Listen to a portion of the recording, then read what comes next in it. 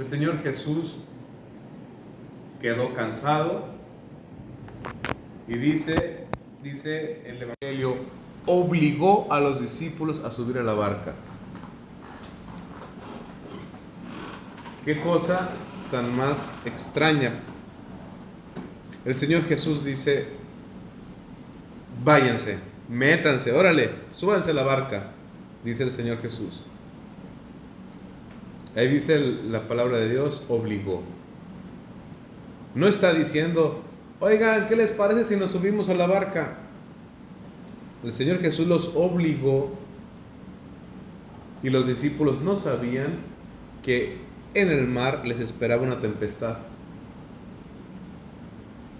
Y el Señor Jesús los obligó. Entonces, el Señor Jesús se fue a orar. Se subió al monte. Estuvo a solas. Y estuvo toda la noche orando. ¿Por quién oraría el Señor Jesús? ¿O qué el Señor Jesús, qué diría? De su oración, ¿de qué materia sería? No sabemos, está en el misterio. Pero a lo mejor el Señor Jesús oró por sus discípulos, es posiblemente, oró por sus discípulos porque les esperaba una buena zarandeada. Si vieran, cuando estaba preparando estos ejercicios, Jesucristo, yo decía, tengo que orar por los que me van a escuchar porque les espera una zarandeada.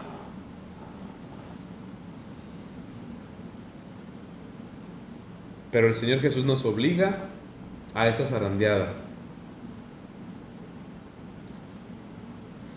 Y luego después, cuando se encontraban en la cuarta vigilia de la noche, es decir, ya cuando estaba amaneciendo, el Señor Jesús dijo, bueno, ya voy con aquellos. Y se le hizo fácil, o a lo mejor era dentro de la estrategia, empezar a caminar. Pero empezó a caminar sobre las aguas. Y el Evangelio nos narra que estaba haciendo mucho viento. ¿Sí? Yo creo que los discípulos no pudieron dormir o se levantaron temprano por el viento. No sabemos. Lo que sí sabemos es que los discípulos la estaban pasando mal con tanta zarandeada en el mar. ¿Sí? Entonces, cuando el Señor Jesús camina sobre las aguas, nos hemos puesto a pensar cómo es que caminaría el Señor Jesús sobre las aguas. Cuánto que muchos de nosotros pensamos que en esta escena del Evangelio, donde el Señor Jesús camina por las aguas, pensamos que nuestro Señor Jesucristo avanzaba como si estuviera caminando en tierra firme.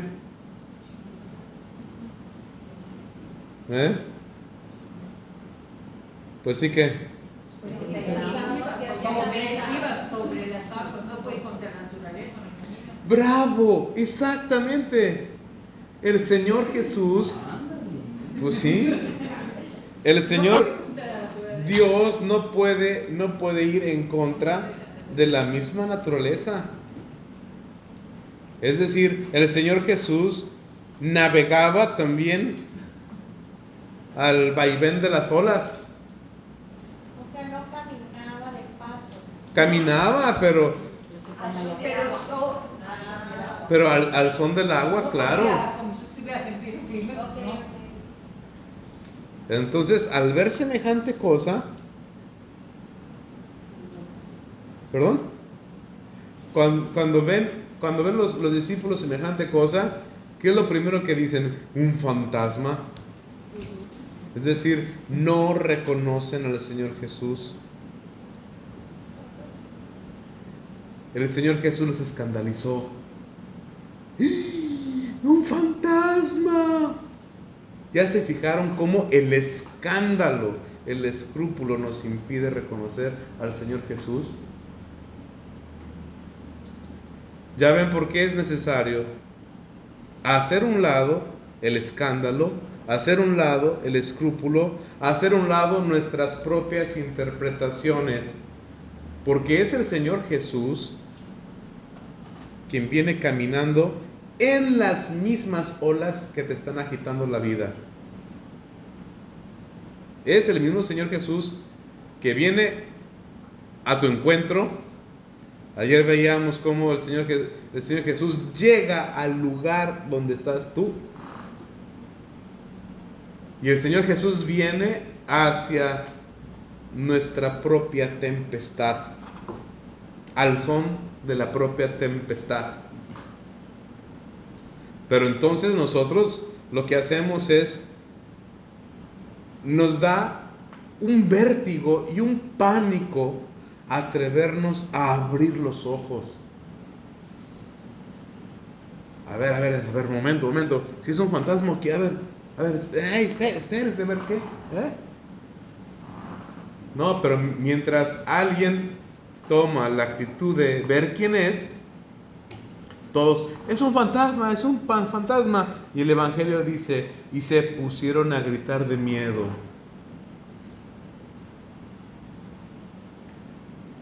Hace rato escuché una frase que como me gustó, me prendó mi alma. Hay que tenerle miedo al miedo. El miedo paraliza, exactamente. El miedo no hace otra cosa más que incapacitarte. Dice, pero al instante les habló así Jesús. Tranquilos, soy yo, no teman. Fíjense cómo el Señor Jesús interviene cuando ya está todo por irse a la borda. Cuando ya estamos al límite de que verdaderamente renunciemos a su llegada, a su venida. El Señor Jesús interviene antes de que nosotros en nuestro corazón tomemos una postura, una herejía. ¿Saben ustedes que la palabra herejía significa eso? Postura. Yo estoy, como decimos los mexicanos, estoy montado en mi macho, punto. Dice, yo estoy viendo color azul y nadie más me va a convencer de que yo estoy viendo el color azul porque yo veo color azul.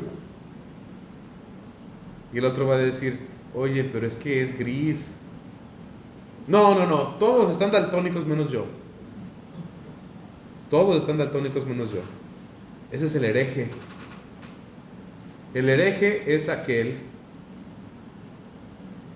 que no es capaz de quebrantarse. Hereje es aquel que no es capaz de ver de lo que hay detrás de las apariencias del escándalo. Hereje es aquel el que no se atreve a ver más allá de las apariencias de su propio escrúpulo. Los grandes herejes de la iglesia es porque en su momento dijeron, esta es mi postura y no hay poder humano ni divino que me haga cambiar, que me rompa los paradigmas que yo mismo me he creado. ¿Ese es un hereje? Me pregunto yo, y pregúntense y respóndanse a sí mismos, ¿acaso cada uno de nosotros seremos un hereje? Porque es duro el quebrantamiento, es muy duro el que se nos aparezca un fantasma, que desconozcamos al Señor Jesús, pero solamente antes de que los discípulos tomaran una postura herética en su corazón, en su alma, el Señor Jesús dice, no teman, soy yo. ¿Cuál es el nombre de Dios? Yo soy yo. No teman, yo soy. Y aún así no le creen. Pues es que el estrépito, el susto nos hace no poner atención a lo que está a nuestro alrededor. El Señor Jesús perfectamente les dice, no, tranquilos, yo soy, no teman. Fíjense cómo tranquilidad, Dios y no temer es lo mismo, o está en el mismo fuero. No teman, yo soy, no, tranquilos, yo soy, no teman. Entonces, de ahí la importancia que, lo voy a decir a mi modo, espero no cometer una herejía, pero que ninguno de guaraches te venga a taconear. Que ninguno de guaraches te venga a taconear. ¿Sí? Que ninguno de guaraches, que ninguno que use guaraches Te venga a taconear. te venga a taconear, te venga a decir, óyeme, aquí nada más se usan tacones. Ah, sí, pues yo tengo guaraches. Es una lucha de herejías, ¿no? Es una lucha de posturas. Yo uso guaraches, aquí se usan tacones. ¿Sí? Entonces, cuando nosotros necesitamos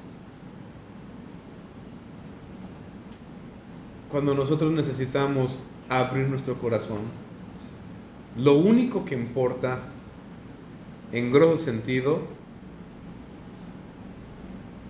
es, válgame la redundancia, conservarle sentido. Es difícil, inclusive para mí, expresarlo, pero al decir, cuando Dios se manifiesta diciendo, no teman, soy yo, debemos saber que aunque uno te venga a imponer su moral, su criterio, te diga, aquí se usan tacones, ¿sí? No temas, tú eres tú, no temas, yo soy. Aquí es donde Dios valora lo que tú eres, no lo que otros creen que tú eres, o no lo que otros creen que Dios es. No temas, soy yo. Soy yo. Entonces, Pedro le respondió. ¿Qué le respondió Pedro? Señor, si eres tú, fíjense cómo hay una condicionante. Nosotros siempre tenemos algo que son los, al menos psicológicamente hablando, los llamados mecanismos de defensa. Siempre necesitamos algo o alguien que nos certifique para que entonces nos la creamos que somos. Por ejemplo, si alguien llegué y me dijeron, rejuveneciste, ay padrecito, llegó más guapo. Con todo el cabello. Entonces, exacto, entonces te ves más guapo. ¿En serio? ¿Te ves más guapo? ¿Me lo jura? Siempre buscamos la réplica para certificar. El reconocimiento, exactamente. Porque verdaderamente, ¿cómo nos cuesta reconocernos a nosotros mismos? Alguien llegó y me dijo, ay padrecito, se acordó el cabello. Pues sí, pues me tengo que echar porras, me tengo que alivianar, tengo que hacer. Pues sí. Oiga padrecito, ¿para quién se arregla? Pues para mí, hombre, pues no tengo esposa, pero yo me arreglo para mí, para Dios, para todos. Ya me cansé de mi vida fodonga.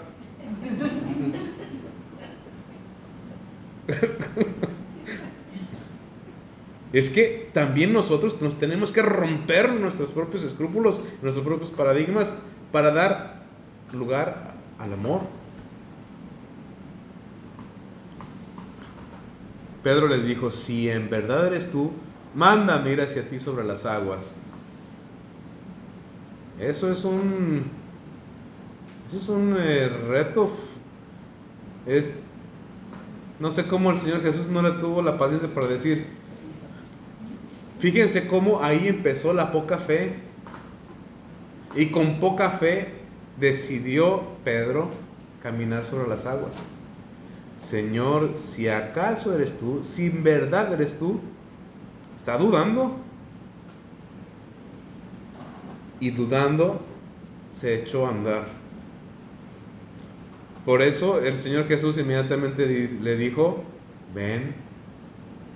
Es decir, a pesar de tu duda, yo te llamo. A pesar de que yo no te llamé, sino que tú mismo te invitaste, ¿sí? Ven. Fíjense cómo ahí es una vocación provocada. Pedro provocó el llamado del Señor Jesús. Y nuestras dudas ante la vida, eso provocan en Dios. Cuando estamos dudosos, cuando estamos temerosos, cuando lo único que vemos es un fantasma. Porque todavía Pedro, cuando le dice, si en verdad eres tú, no está viendo al Señor Jesús. Si en verdad eres tú, Pedro estaba viendo al fantasma, no estaba viendo al Señor Jesús. Nosotros, ante los fantasmas de la vida o ante las apariencias de la vida, difícilmente nos cuesta reconocer que es el Señor el que pasa, y todavía nos cuestionamos si verdaderamente es el Señor que está pasando.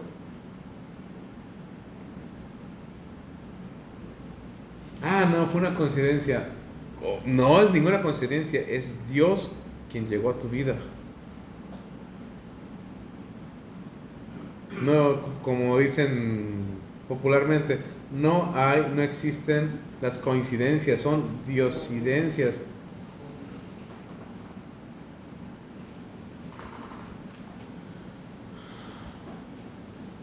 Les dijo, ven. Pedro bajó de la barca. ¿Qué implica esto de que Pedro bajó de la barca? Es algo totalmente muy revelador. Miren, en una barca se puede caminar. Depende del tamaño de la barca, posiblemente. Pero al ritmo de la barca. Al ritmo, sí. De la barca. Con dificultades te mueves un pedacito así. Exactamente. Es decir, Pedro pasó de Guatemala a Guatepeor. Se arriesgó. Sí. Si de por sí la tempestad ya era muy dura dentro de la barca. Pero como queremos nosotros certificarnos, buscamos bajarnos de la barca. A ver, ¿de verdad te quieres arriesgar? Entonces el Señor dice, pues el que por su gusto es buey, hasta la coyunta lame. Ok, ven.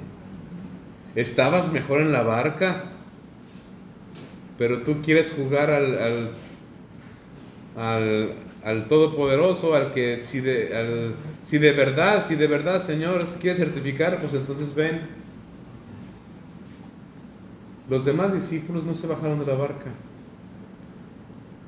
Lo que le esperaba a Pedro, si ya los demás estaban ya asustados, apabullados con tanto zarandeo de las olas, a Pedro le fue mucho peor. Entonces dice Pedro, al sentir la violencia del viento, le entró miedo. El Señor Jesús ya había dicho, no teman, soy yo. ¿Cómo es? No tengan miedo, dice. O al menos en esta traducción de esta Biblia dice, no temáis, no tengan miedo, ¿sí? Le entró miedo. Entonces, fíjense una cosa impresionante. Le entró miedo y como comenzara a hundirse gritó, Señor, sálvame. Ay, criatura, entonces, ¿dónde reconoció al Señor? Cuando se estaba ahogando en la tempestad peor.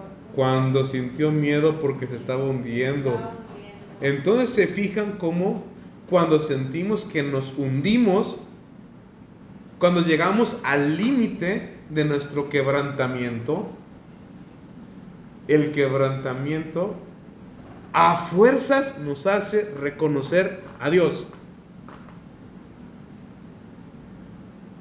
El quebrantamiento, cuando nos rompen todo lo que se llama corazón, cuando estamos totalmente decepcionados y desilusionados de la vida de las personas, de uno mismo, entonces eso es una autopista directa e instantánea para decir, aquí estás, Dios. El quebrantamiento nos hace místicos.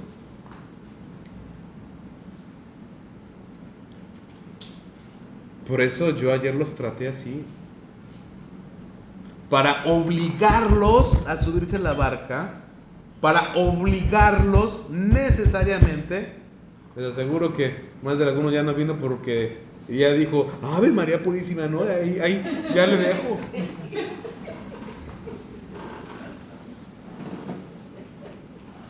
Padre, es que por años nos educan bueno, yo hablo por mí, no voy a hablar en plural, ¿verdad? Ajá. O sea, desde niña oyes el catecismo, no sé qué, los mandamientos es protecciones, es para ti. Y de repente, pues claro que uno se sacude. ¿Qué es lo que usted quería? Sí, claro. Ajá. Pues estos son ejercicios, mis hijos. ¿O qué querían que los ejercicios espirituales eran? Agarrarnos las manos y decir, jugaremos en el bosque, mientras el que sí no está. No.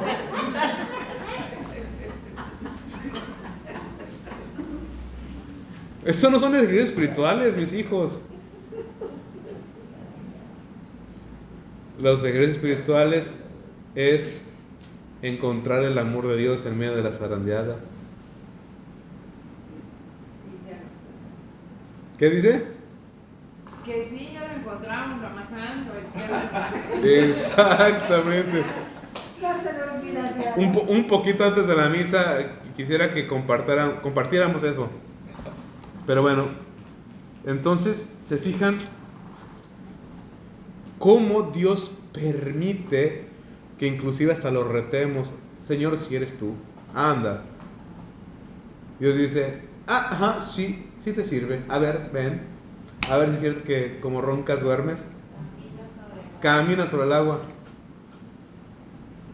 Entonces, Dios ve como bueno que Pedro empiece a caminar sobre el agua. Porque fíjense cómo el quebrantamiento nos hace reconocer a Dios aunque no tengamos fe. Porque Pedro no tenía fe. Pedro no tenía fe porque es el primer reproche inmediato que el Señor le dice, hombre de poca fe. Todo le pasó al pobre Pedro. ¿Por qué creen que lo escogí como pretexto para esos ejercicios?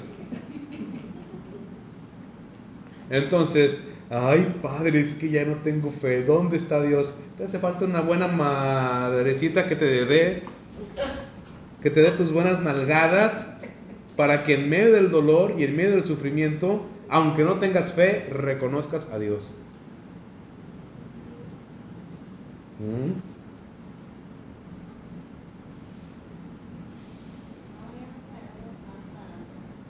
Ya aprendimos.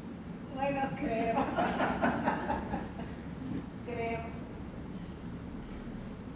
Ya aprendimos, pues déjenles digo una cosa, No, pues yo creo que es humano, ¿no, Padre? Que Sí. uno pues así se fortalece y de pronto brum y de repente se vuelve fuerte. Bueno, creo yo que Claro. es humano, ¿no? Que uno Totalmente. tiene sus altas y sus bajas y la fe incrementa y luego de repente se achicopala uno. Es correcto.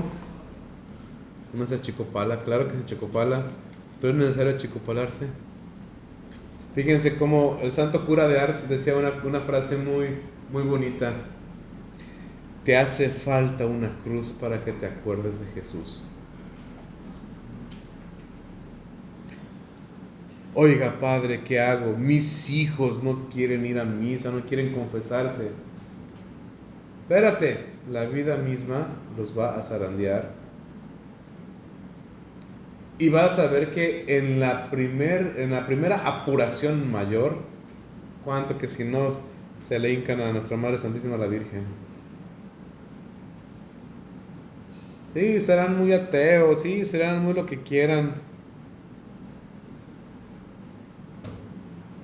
Dios dice, si quieres venir conmigo a las buenas, adelante, te muestro mi amor. Te doy una segunda oportunidad, pero esta segunda oportunidad no va a ser a través del amor, sino va a ser a través del dolor. Y si ya con el dolor no entiendes, triste tu calavera, yo te di la oportunidad. Ahógate pues. Qué difícil y qué hermoso a la vez. Esto es hermosísimo. Pedro, al sentir la violencia del viento, comenzó a hundirse y gritó: Señor, sálvame. Jesús te tendió la mano. Fíjense cómo solamente se dice que Jesús tendió la mano, no que Jesús los sacó. Dios nos da la mano, nos tiende la mano cuando nos estamos hundiendo. Pero ¿quién se va a levantar de ahí? Nosotros. Nosotros que por nuestra propia voluntad quisimos andar sobre las aguas, pues entonces por nuestra propia voluntad tenemos que salir de las aguas, de la mano de Jesús. ¿Sí? Hombre de poca fe, ¿por qué dudaste? Entonces dice la Sagrada Escritura: cuando subieron a la barca, amainó el viento. Ahí se calmó el viento. ¿En qué momento la tempestad se calmó? Hasta que Jesús llegó a la barca. Es decir, fue hasta cierto punto inútil todo el drama de Pedro, porque el Señor ya se estaba dirigiendo la barca. El Señor Jesús, al pisar la barca, el viento cesaría.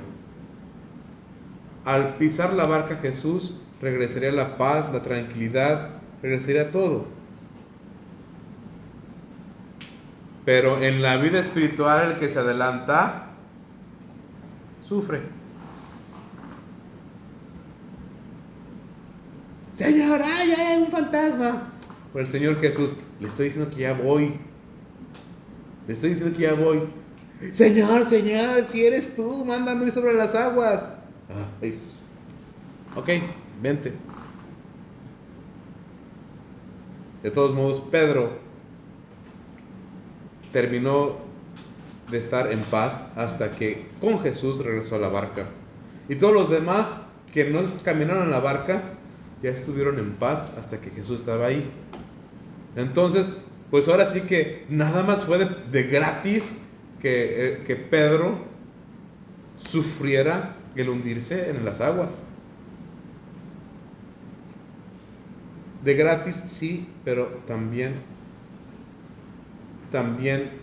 ahí es donde Dios nos permite aprender grandes lecciones de vida con nuestras metidas de pata, por como decimos coloquial y vulgarmente. Por nuestros errores voluntarios, también Dios los permite. Aclaro, no es que sea voluntad de Dios, fue voluntad de Pedro. Nuestros errores son de nuestra propia voluntad, pero Dios los permite para que con nuestros errores entonces aprendamos una lección de salvación. ¿Sí? ¿Alguna pregunta? ¿Algún comentario? Te damos gracias, Señor, por tus beneficios, a ti que vives y reinas por los siglos de los siglos. Amén.